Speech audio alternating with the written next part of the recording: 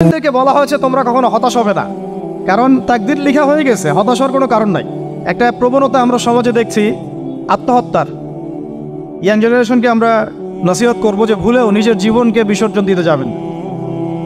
আল্লাহ রাব্বুল আলামিন আপনাদেরকে সৃষ্টি করেছেন তার ইবাদত করার জন্য এবং তার জমিনে তার দিনটাকে প্রতিষ্ঠা করার জন্য।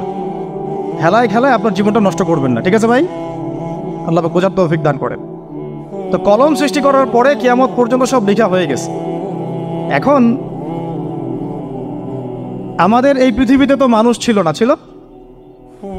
এদিকে মনোযোগ দেন। এই পৃথিবীতে কি আগে মানুষ ছিল?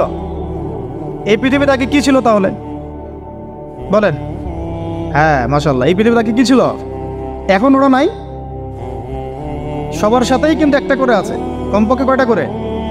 সবার সাথে কমপক্ষে একটা করে। আর কোন কোন জায়গা আছে যেখানে জিনের বড় বড় আকড়া আছে। পৃথিবীতে যে জায়গাগুলো থেকে ইসলাম বিরোধী অপতৎপরতাগুলো চলে, ওখানে জিনের আকড়া বেশি।